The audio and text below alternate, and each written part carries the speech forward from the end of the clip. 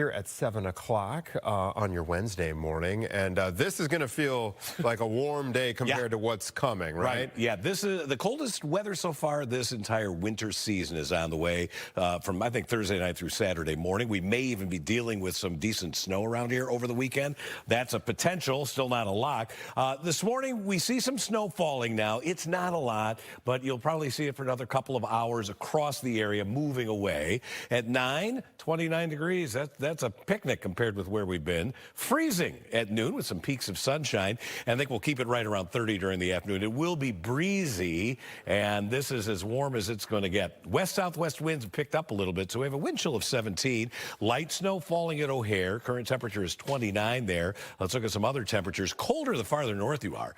Woodstock 23, 22 at Waukegan. You will not get to freezing there, but you can see some spots that are at freezing right now. Joliet and Morris with 32s on our way for highs in the low to mid 30s, especially from the city and points south.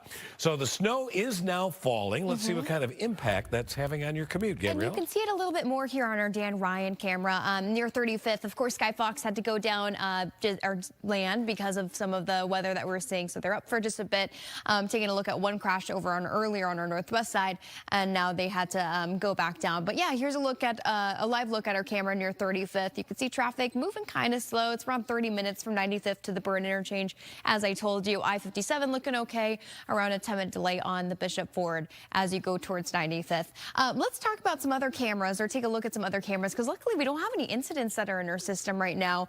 This was much earlier over in the St. Charles area. It was a minor crash. This is a look at 290. You can see the snow a little bit less, but getting a little more heavy maybe on I-57 and over there in Northwest Indiana on Grant Street. So again, please be careful. Maybe leave yourself an extra couple of minutes. Natalie and Anthony. Okay, thank you, Gabby. Appreciate it. The City Council will take up teen curfews today in an effort to prevent those mass gatherings of teenagers downtown. And a vote is expected on limiting the sale of some hemp products as well. Roseanne is live outside City Hall with more. Roseanne? Well, good morning. And that measure likely to be approved by the council, we're told, that ban on hemp products. As for the curfew, the new measure calls for more notice. That's the main difference. Police would have to give 12 hours notice before calling one of those temporary curfews, when the old measure that was proposed but vetoed called for 30 minutes notice. Now, the idea behind that measure, the teen curfew, is to prevent the so-called takeovers that have led to violence, like the downtown shooting on the night of the Christmas tree lighting. One man was killed and several others shot. Now, the teen curfew measure drew some pushback from civil liberties groups and the mayor, who vetoed the measure, saying it simply wasn't needed. The city council expected to vote on that today, but also set to consider that proposed citywide ban on the sale of hemp products unless they're sold by licensed cannabis dispensaries. And we're talking about gummies and seltzers, that kind of thing. Supporters say that banning the sale would protect children from these products, which contain chemical compounds found in cannabis. But business owners are against the move. They say it would hurt their business and possibly lead to job cuts. Now, as for the curfew, getting back to that, you know, the majority of aldermen supported the previous curfew, but the mayor vetoed it. He has yet to weigh in on whether or not he would pass this new version of the teen curfew ordinance. Outside City Council, Roseanne Tejas, Fox Chicago. All right, thank you, Roseanne. Opening statements set to begin today in the trial of a man who is being accused in a murder-for-hire plot, allegedly targeting Border Patrol Commander Gregory Bavino. This would be the first trial connected to Operation Midway Blitz. Prosecutors say that Juan Espinoza Martinez sent out a bounty for Bavino via Snapchat, offering $2,000 for information about him, and then another $10 grand for killing him. Martinez says he is not guilty here. If convicted, he could face up to 10 years in prison. Today, the State Department is freezing immigrant visa processing for dozens of countries. The list includes 75 total countries, including Somalia, Russia, Iran, Brazil, and Thailand. The freeze applies to immigrant visas for employment and for people trying to join family in the U.S. It does not apply to student and tourist visas. Well, President Donald Trump is now in Switzerland for the World Economic Forum. And his quest to take control of Greenland will be taking center stage here. Brian Jackson joins us in studio with more. President Trump's trip was delayed following a minor electrical issue that forced Air Force One to turn around. Here's video. The president landing in Switzerland in the last hour on a different aircraft.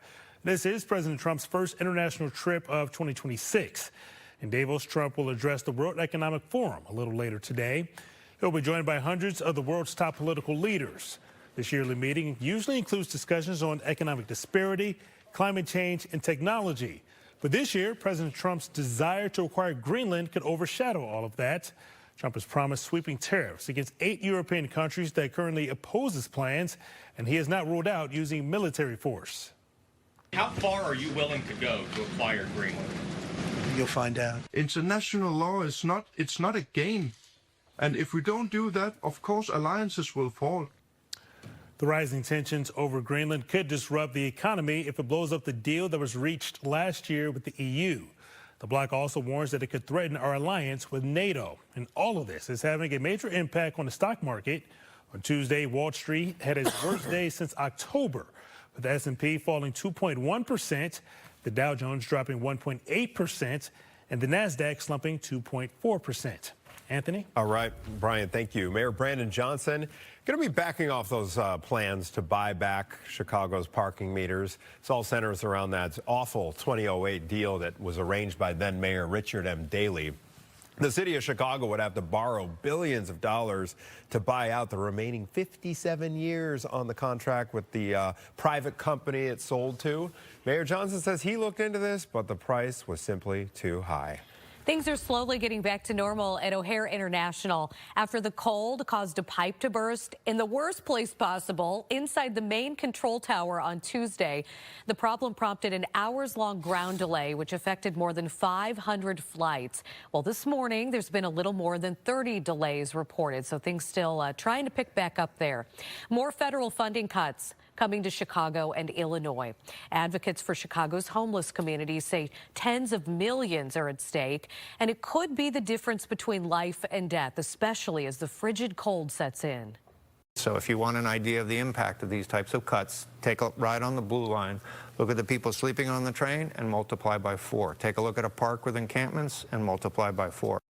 In November, the Trump administration announced it was changing how it distributes funding from the Department of Housing and Urban Development. Dozens of states sued, and a judge issued a preliminary injunction, but the city has not seen those funds just yet. All right, 7:07, as we take a live look outside at the corner of Lake in Michigan. Okay, pavement looks a little damp there. I don't have the vocabulary that Natalie does to describe in vivid detail the surface of the road, but that does mean it's a little warmer than it was yesterday at this time, perhaps? Yeah, oh, definitely, by about 25 degrees warmer, in fact, or less cold if you prefer. The salt's going to be much more effective, and there's not a tremendous amount of snow falling. If you're just joining us and haven't watched all morning long, the winter weather advisory has been canceled many hours ago simply because this storm was not that big of a deal. I hope you were watching my Facebook Live last night because I discussed that very likelihood. Now, a lot of times when we show you the radar, snow is blue, rain is green. That's not the case here. What I've done is I want to show where the snow is a little bit heavier, so that's highlighted in the shades of green on this display. And right now, some of the heaviest snow, quote unquote, and it's not that much, east of I-57 going through northwest Indiana. Still some spotty snow showers in the area, but those are going to be ending here in the next couple of hours. Visibility, a good proxy for showing how hard it's snowing. 1.75 miles at Aurora. That's not too bad. 3 at O'Hare, 2.5 at Waukegan. You get a fresh coating out of this, and that's going to be pretty much it. Temperatures, as we've been saying, compared with where they've been, this isn't that bad. Still pretty cold far north. 23 at Woodstock, 22 at Waukegan, 28 at O'Hare, 29 at Midway. Farther south, this is where you might get in the mid-30s later today. 32 at Joliet, 31 at Kankakee, 28s for Merrillville and Valparaiso. So let's talk about the very dangerous cold that's on the way. Not today, not tonight, but this is for tomorrow night into Friday morning. That's an extreme cold watch.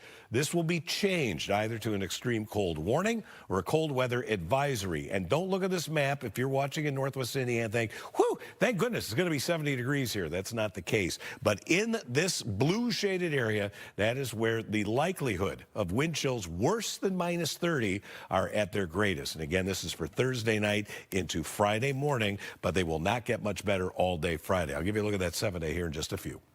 All right, thank you very much, Mike. Appreciate it. 7:09 still ahead for us. Major sticker shock across northwest Indiana. regarding utility bills. We did a little digging to find out why utility bills there are surging. We're going to have the answer coming up.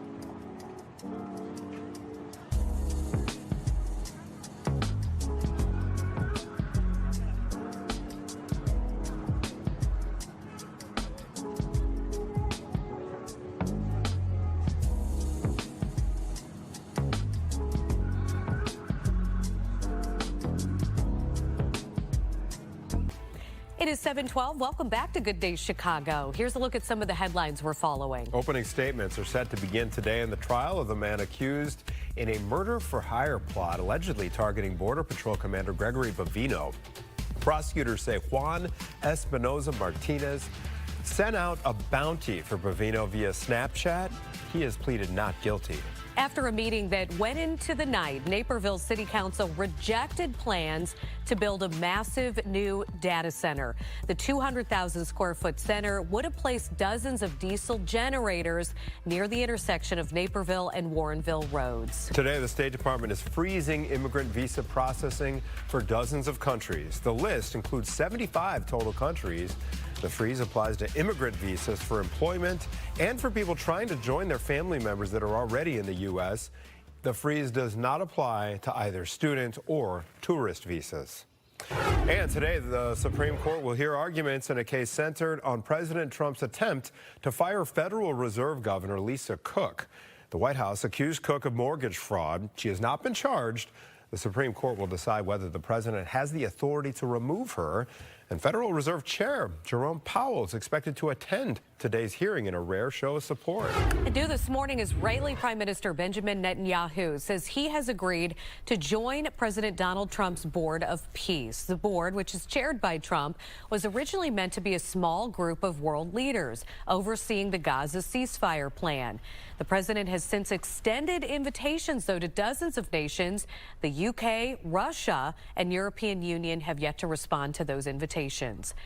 Federal prosecutors subpoenaing several Minnesota officials.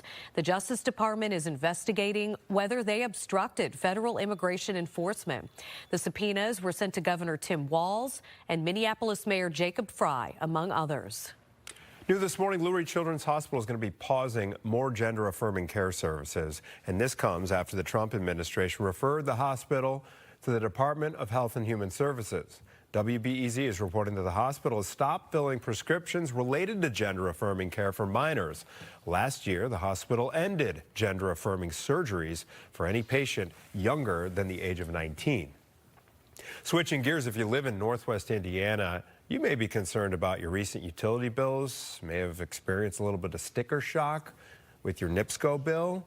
Yeah, NIPSCO appears to be raising costs in a big way. Here's an example. From May 2024 to May 2025, that gas bill you're looking at right there went from $33 to $153, so it's almost 5 times as high. Now, despite usage going down during that time period. Now, part of this increase comes from a so-called delivery charge. Kelly Hicks is a homeowner in Hamlet. She says she decided she had to get a second job due to the increase. I mean, do they know how many people they're affecting?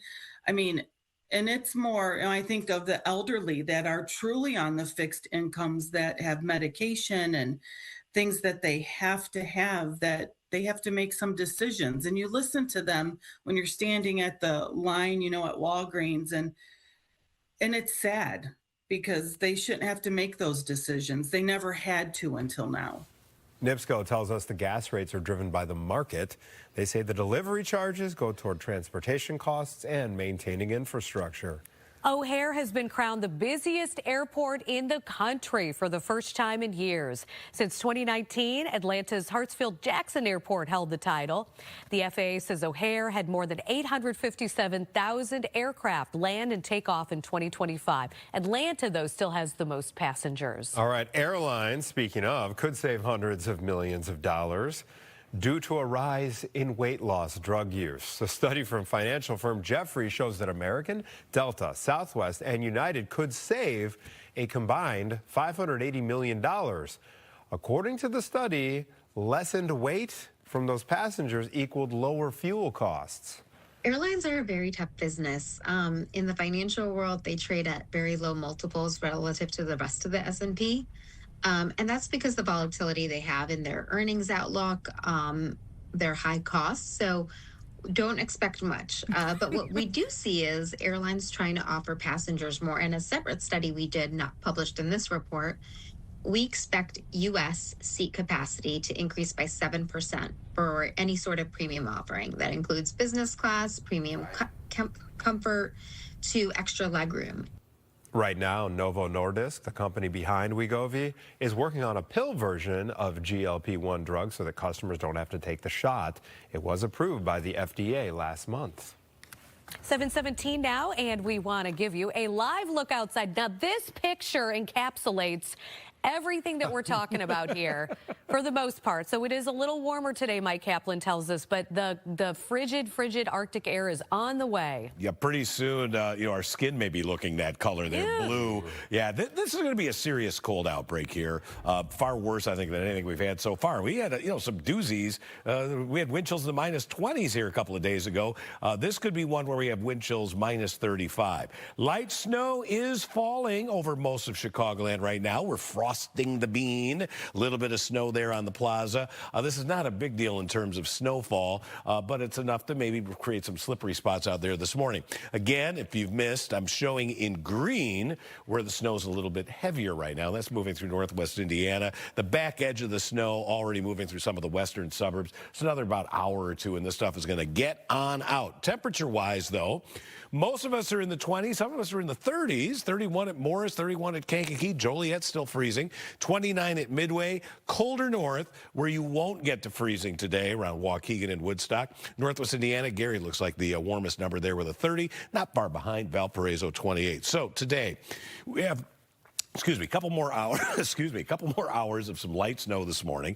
Then it'll be just mostly cloudy and blustery. High temperature, maybe getting up to 34 today.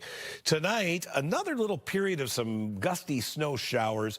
No big deal on accumulation there, but we'll get down to 12 degrees and wind chills will be below zero. Nothing, however, compared to the magnitude of cold that's coming in here, especially Thursday night through Saturday. And the worst of it will probably be Friday morning, when we'll have an actual air temp of 6 below and the wind chills could be 35 below zero. High for the day, 0. Then You know how I love that European model, Gabrielle. Oh, I know you do. The European model is going snow here Saturday and Sunday. I'm putting it at a 50% chance because the U.S. model says no. But right now, I'm leaning toward the Euro. I think Europe might be right in this case. Beautiful, great weather coming our way, Mike. Let's talk about what's happening right now on the Dan Ryan camera, which is looking extra blue, but we see some of that those flakes falling.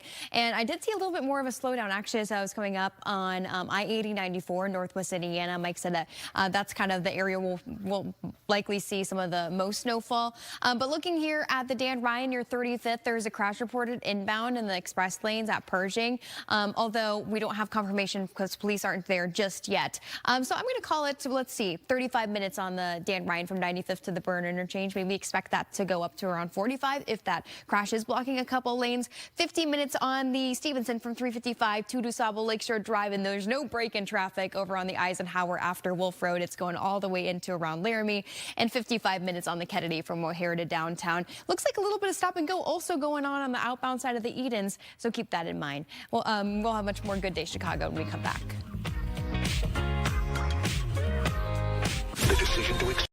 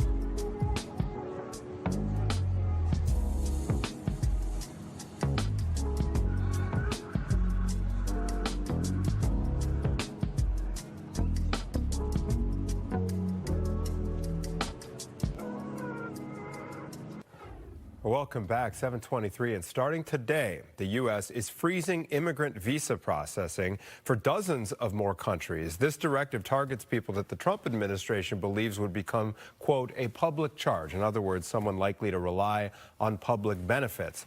Nayara Testai is a partner at the law firm Hughes, Sokol, Piers, Resnick, and Dim. She is here to talk about what this all means. Nayara, thank you for being here on the program. We appreciate it. Let me start off by asking you this. What exactly are the bans that the Trump administration has instituted, and how do they differ from what has currently been in place? Yeah, thank you for having me. So the initial ban started in June, and this was a ban on non-immigrant visas. So these are visas for people who are coming to the U.S. temporarily for work or to visit, as well as immigrant visas, so people who are coming permanently on green cards. And this affected a series of 19 countries, mostly African countries, as well as Venezuela and Afghanistan. And there was a large carve out for spouses, minor children, and parents of U.S. citizens. This ban was extended to 39 countries in December, but much more limited exceptions. So you no longer had that carve out for immediate relatives of U.S. citizens. So if you were a U.S. citizen whose spouse is Venezuelan, for example, and you were petitioning for that person to come to the U.S. on a green card, they were no longer able to come. All right, And then in January, there was a pause for USCIS adjudication. So USCIS is the U.S. Citizenship and Immigration Services, and they provide benefits and approve petitions in all types of cases for people who are in the U.S. So, for example, if you have a U.S. citizen petitioning for a foreign national who's from one of these banned countries, they're in the U.S., they wouldn't be able to get their green cards because they're part of this ban. And then most recently, on January 14th, there was a 75-country ban. So this was for the issuance of immigrant visas, so people who are abroad applying to come to the U.S. on green cards. And there's no exception for immediate relatives of U.S. citizens again. The only real carve-out is for dual citizens, so people who are citizens of a banned country and a non-banned country. So this expanded to numerous other countries, including Guatemala, Brazil, Nicaragua, Russia, Thailand, Uruguay. And this was the reasoning for that was, as you said, for to supposedly curb the use of. All right, so it's a lot stricter now. Now, as someone who specializes in immigration, and in terms of the purported reasoning for these measures, this cost, what is phrased as, these folks relying too much on public benefits, the public charge. What is your reaction to that reasoning? Yeah, so to me, it doesn't seem like a real reason. It seems more of a pretext. Immigrants generally aren't eligible for public benefits, and individuals who are coming on green cards through a petition filed by a relative, for example, the family member who's the U.S. citizen or green card holder petitioning has to sign a legally binding contract saying that if this individual, even if they were to get public benefits, that individual would have to reimburse the government for the cost of those benefits. So we already have stopgap measures in place to prevent abuse of benefits. Really quickly, do people actually follow through on that when they promise to reimburse the government, or is that something to be concerned about? I've never heard it being an issue. I mean, generally immigrants aren't eligible for these benefits, so they're not getting them. But yeah, to me, it's just a reason to curb immigration, which is one of the goals of the Trump administration.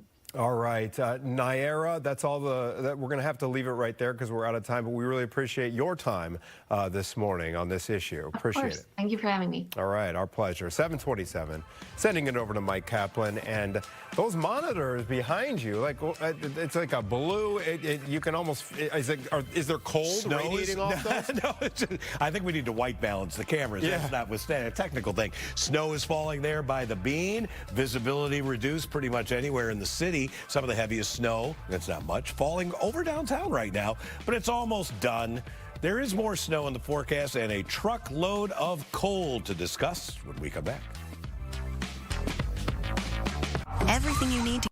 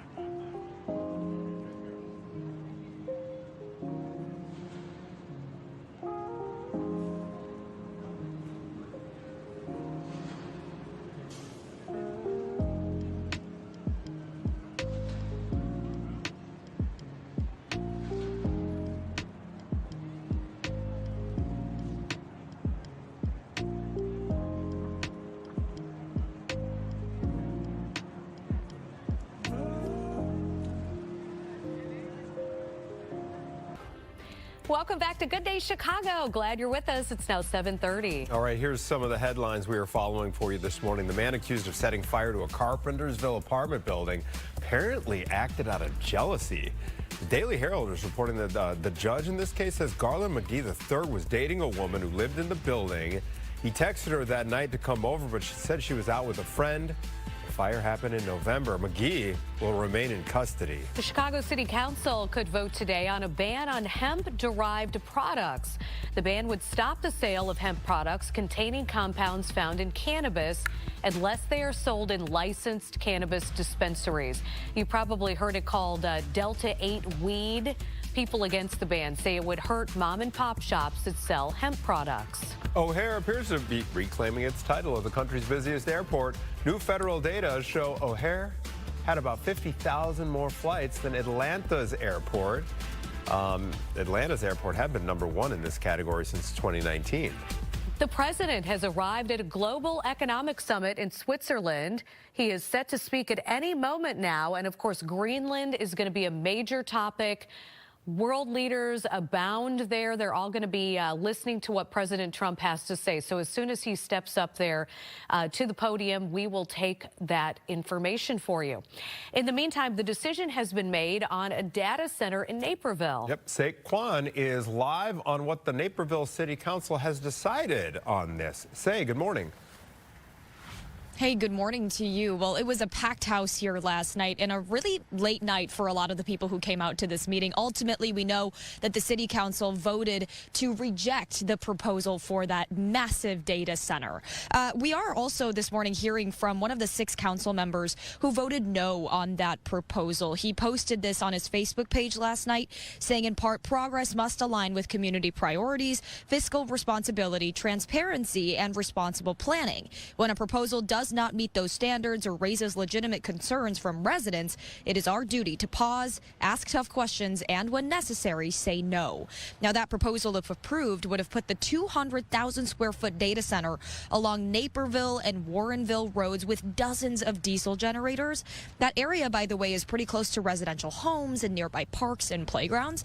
And the people who live in that area say location really was their biggest concern, pointing to a risk of air pollution and louder noise. About 50 people, including residents, doctors, and children, showed up to voice their concerns last night. Listen. The data center is far too close to neighboring homes. The risk of the generator exhaust, the 100,000 gallons of diesel fuel on site, the constant 24/7 noise is absolutely a problem for neighbors. Residents have raised serious and evidence-based concerns about the health impact of the data center. These concerns are lived realities for the people in this community. First of all, I don't want anyone to bring in particles they are not supposed to. That means build it in a totally clear spot where there are no houses. And no one wants to always have a stinky smell in their house. Yeah, the developer has also released a statement following that vote saying, we are disappointed by the outcome of the vote, which overturned the City Plan Commission's recommendation, and by the City Council's decision not to allow additional time for further studies to address concerns regarding our operations. Over the past year, we committed to investing hundreds of millions of dollars to develop a best-in-class facility at a site that has long served as an anchor of Naperville's technology and jobs corridor. Now, the City Council did say that the developer could file a lawsuit if this permit didn't get approved. We're still waiting for more details on that. They also say something would still be built on the same site of that proposed data center. Again, still no word on what that could be. We have reached out to the City Council for more information, just waiting to hear back. Back to you guys. The time is now 7:34 this morning, and starting next month, there are some changes coming to the SNAP food program. Later today, Cook County Health, the Greater Chicago Food Depository, and the State Health Department will all go over some of the changes that will start in February. If you are between the ages of 18 and 64 and do not have dependents under the age of 14, you will have to work 80 hours a month to keep your benefits. Starting April 1st, immigrants won't be eligible for SNAP either. Well, 10 people are now recovering from the 150-pound pileup in Michigan. The cars crashed on Monday during whiteout conditions just outside of Grand Rapids. It took 7 hours to clean up the crash and to reopen Interstate 196. Video from drivers on the ground showed the moments right after the crash. The truck tried to avoid me from the right side, but still hit me. But I didn't hit anyone. This is the cars in the ditch. So that truck hit me on the right side, trying to avoid me. Look at these guys. Look at these guys. You can see some of the cars even in the median in that video. But Michigan State Police say what you should do in the situation is to stay inside of your car. Well, Atlanta and its surrounding communities are preparing for a potential weather disaster this weekend. Metro Atlanta could get up to an inch of ice. There's a chance of freezing rain, snow, or sleet, depending on the timing of the storm. Now, Georgia uses a mixture of salt and gravel on the highways and has already started to lay some of that down. If an inch of ice does happen, people have been told that there could be widespread power outages for days. Georgia's governor says that the state will be ready. We're already looking at next weekend. We'll be prepared, treating roads, having teams ready. Hopefully we'll get snow and not ice. But Director Lamb, the rest of our team is on it. And Mike, that area has seen this before. 12 years ago this month, most of Metro Atlanta got trapped in their cars on the interstates, and even kids had to stay in school because of a major ice storm. It took them 3 days to get back to normal. This is going to be a situation, Brian, where parts of the South could get up to an inch of ice. And, just how do you fight that? This is going to be awful. We're going to be on the northern edge of that storm system, but I'm growing a little bit more concerned that could have some impact here Saturday and Sunday.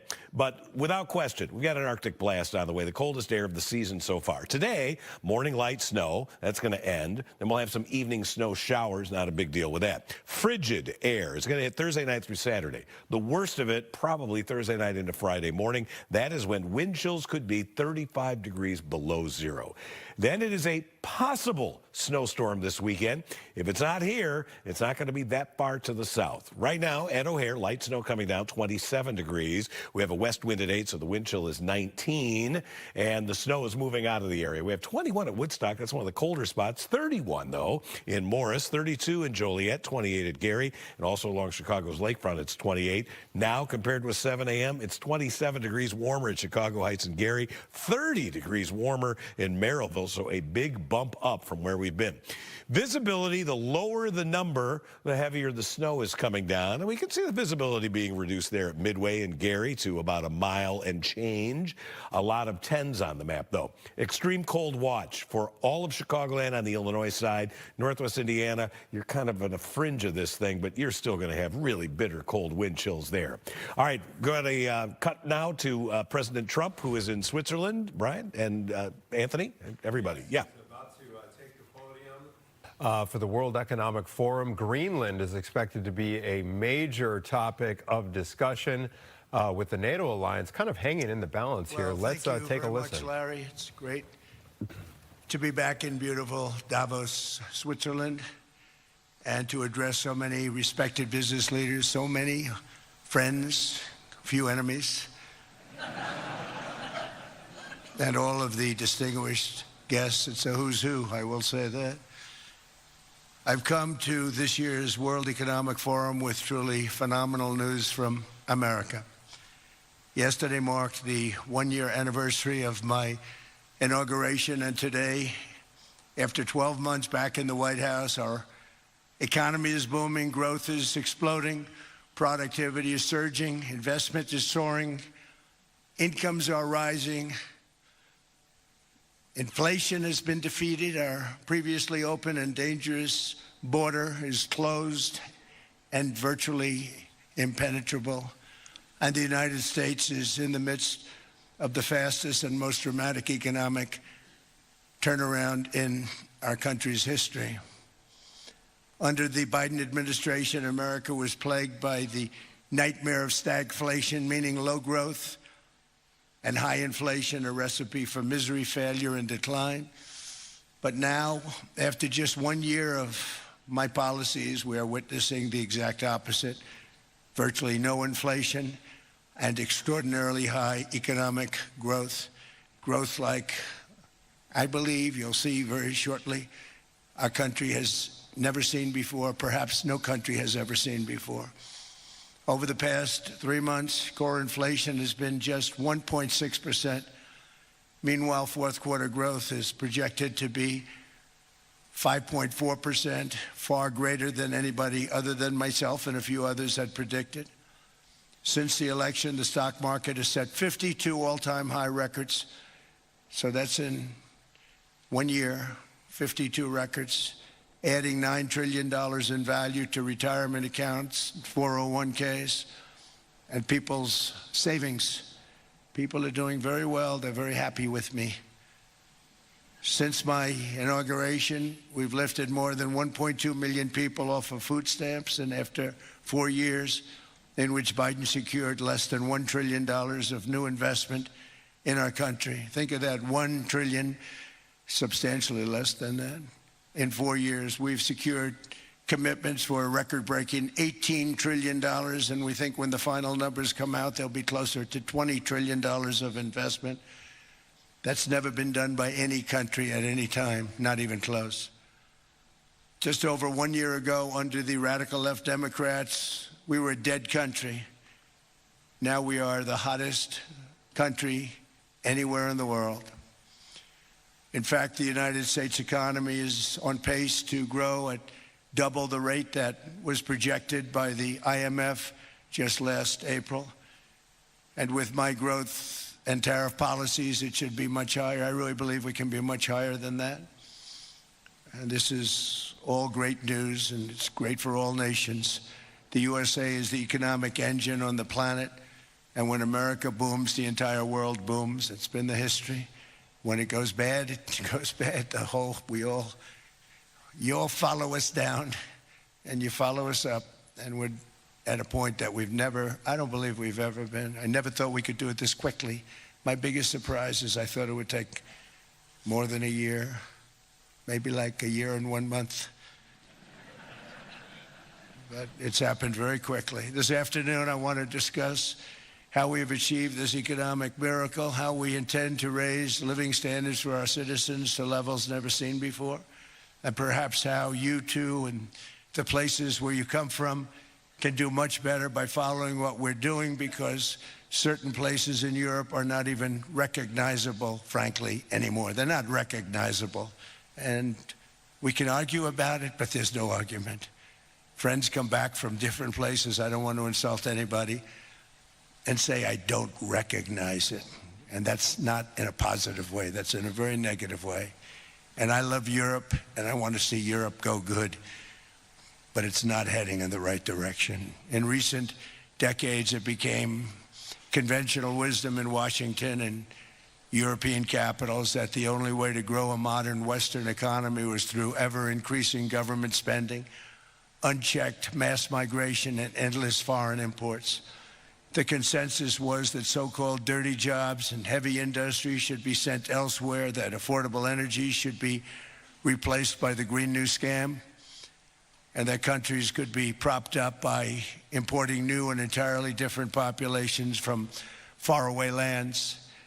This was the path that Sleepy Joe Biden administration and many other Western governments very foolishly followed, turning their backs on everything that makes nations rich and powerful and strong.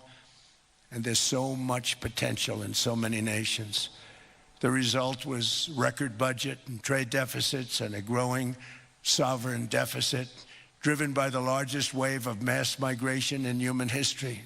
We've never seen anything like it. Quite frankly, many parts of our world are being destroyed before our very eyes, and the leaders don't even understand what's happening. And the ones that do understand aren't doing anything about it. Virtually all of the so-called experts predicted my plans to end this failed model would trigger a global recession and runaway inflation. But we have proven them wrong. It's actually just the opposite. In 1 year, our agenda has produced a transformation like America has not seen in over 100 years. Instead of closing down energy plants, we're opening them up. Instead of building ineffective, money-losing windmills, we're taking them down and not approving any. Instead of empowering bureaucrats, we're firing them, and they're going out and getting jobs in the private sector for 2 and 3 times what they were making in government. So they started off hating me when we fired them, and now they love me. Instead of raising taxes on domestic producers, we're lowering them and raising tariffs on foreign nations to pay for the damage that they've caused. In 12 months, we have removed over 270,000 bureaucrats from the federal payrolls, the largest single-year reduction in government employment since the end of World War II. Nobody thought that was coming, but we had no choice. To make a country great, you can't have all federal jobs. We've cut federal spending by $100 billion and slashed the federal budget deficit by 27% in the single year. It's going to go down quite a bit more from that, driving inflation way down from the record highs of the Biden administration. Every month, they went up and up and up. I promised to cut 10 old regulations for every single new regulation, but instead I've cut, actually till this point, 129 regulations for every one new regulation approved. So every time they come in with a new regulation, we do at least 10, but so far. President Trump addressing world leaders at the World Economic Summit in Davos, Switzerland, talking about the success of many of his policies during his first year, second term in office. If you want to continue watching this, we're going to carry it for you live on our streaming channel. The easiest way to get to that is either by downloading Fox Local, or you can go to the Fox Local app, and you can continue to watch President Trump as he addresses world leaders. In the meantime, Rosemont is marking its 70th anniversary this year with a spectacular renovation that's taking place within the Donald E. Stevens Convention Center. And they just released the renderings. We are honored to welcome Rosemont Mayor Brad Stevens to Good Day Chicago. Good morning, Mayor. How are you? Good morning, Natalie. It's great to see you again. Good to see you as well. So in 70 years, how much has the village changed? And I have to add, we understand it was first described as the mud hole that nobody wanted. Well, yes. Back in 1956, the 84 homeowners decided to go it alone, since none of the other communities around would annex the property in. And they elected my father as the first mayor. And, you know, it just started to grow as O'Hare grew. And my dad and the founding fathers really took advantage of what O'Hare was going to be and what it is today. And we've seen some tremendous growth, you know, the convention center, the arena, all those commercial developments. So we're really proud of what's happened in the first 70 years. And the cornerstone of this big celebration is the Rosemont History Museum. Tell us what is changing, and we're going to show folks some of the renderings.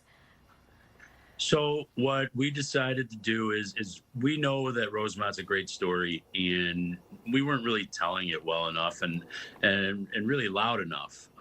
So we sat down and with my creative and design staff, and we started saying, okay, we've got this space in our new building. How can we maximize the story and tell people, you know, how we started, where we started from, and where we're at, and, you know, put that big question mark where we're going to go. So as you go through this museum, there'll be some timelines and things like that.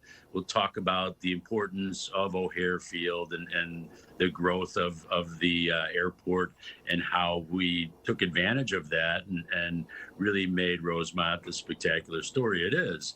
It'll talk about the early days in the arena, the convention center. And then as you go through this display of some sort, you'll end up in the mayor's office, which is somewhat a recreation of one of the early offices of my dad. And my 13-year-old son, Joseph, came up with an idea. Hey, why can't we have an animatronic of Grandpa? Unfortunately, my son never got the opportunity to meet my dad. So that's where we went with that. And this thing is really coming together quite nicely, and we hope to have it open sometime this summer. I was so impressed by the renderings because it is so interactive, as you described, because I think a lot of young people think a history museum, I don't want to go visit that. But you really almost kind of turned it into I don't want to say a children's museum, but something that is so tangible and accessible for a variety of generations. Well, it's funny that you say that, because while our team went out and met with a lot of the older village residents that might have had artifacts and stories, and George Alvarez, our young historian, as we call him, has been going out and meeting with a lot of these older residents that may have moved away, and he's found them and really done a great job on that. But we also met with a group of school kids to say, okay, what are we doing here? And we put some of the things in front of them and said, what do you think is cool? What do you think you're going to be able to go and tell people, boy, you got to go here? How can we make this more interactive, as you say, where kids will enjoy it, and really it won't just be another boring museum trip like you mentioned. Sure. Well, we are so happy to have you. Rosemont Mayor Brad Stevens celebrating 70 years of the community that we all know and love, Rosemont. We'll continue to catch up with you throughout the year, because I know you've got a lot planned to mark this huge anniversary. Good Day Chicago. We'll be right back. Hi, Dave.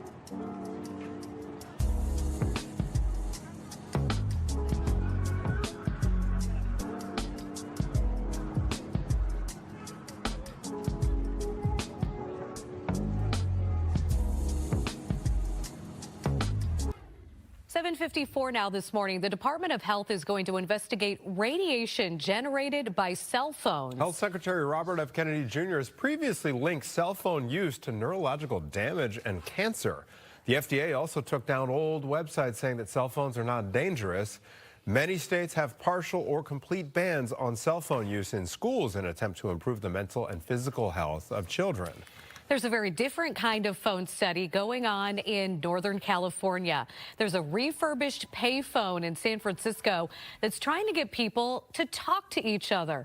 It's supposed to get people with different political views just to have a conversation. The phone is connected to Abilene, Texas, and has a sign saying, hey, call a Republican. And in Texas, the phone says, call a Democrat. But I would also like to think if someone's going to answer the phone, even if they are very conservative, that it would still be like a human-to-human interaction, and like walls would be dropped, which I think is really fun. It's brutal, the divisions that this is doing. And until it hits close to home, people aren't going to realize, but this is kind of bringing people closer in a way. The calls are being recorded to show people might be separated by politics, but still have a lot in common with each other. I would look forward to seeing the results of that. Absolutely. Love to see that. Plenty more Good Day Chicago ahead. We love seeing you, and we'll be right back. Your one-stop shop for fishing returns.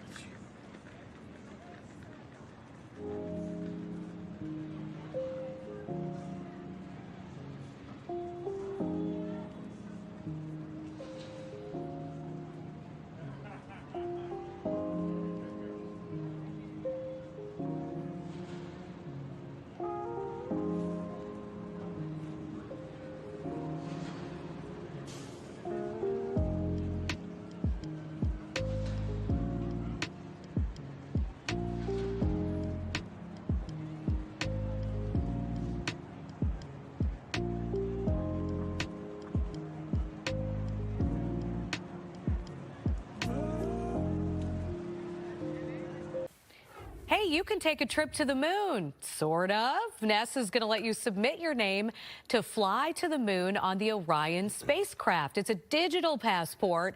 You can use NASA's website to give your name. The mission to circle the moon and back should lift off next month. Is chicken soup your go-to when you're sick? Well, hey, not so fast here. Dietitians say tomato soup is a good choice. Tomato soup has a lot of vitamin A, a lot of vitamin C, also reduces inflammation. Chicken soup, also good for the soul, is high in protein and B vitamins, though all canned soup, FYI, very high in sodium. Which it's like it contradicts, like if I'm sick, I'm not making homemade soup for myself. Yeah, you know? exactly. No. Someone's got to do it for me. The next thing really doesn't apply to us since our day starts in the middle of the night here at Good Day Chicago, but a survey finds that your energy bottoms out at 2:06 p.m. People say that's when they hit a wall. They can kiss exercise, social events, and home cooking goodbye. People say if they have unlimited energy, if they ever had that, they would spend it with friends. Okay, you always hear that things are bigger in Texas. Unless it's Buc-ee's, then apparently Florida's the place to go. The world's largest Buc-ee's is going to be built in Fort Pierce, Florida on the Atlantic coast. It'll be 76,000 square feet. That is one big Buc-ee's. I love Buc-ee's. The beaver nuggets. If you ever get a chance to go, highly recommend. Okay. Okay. I'm guessing those Don't are forget just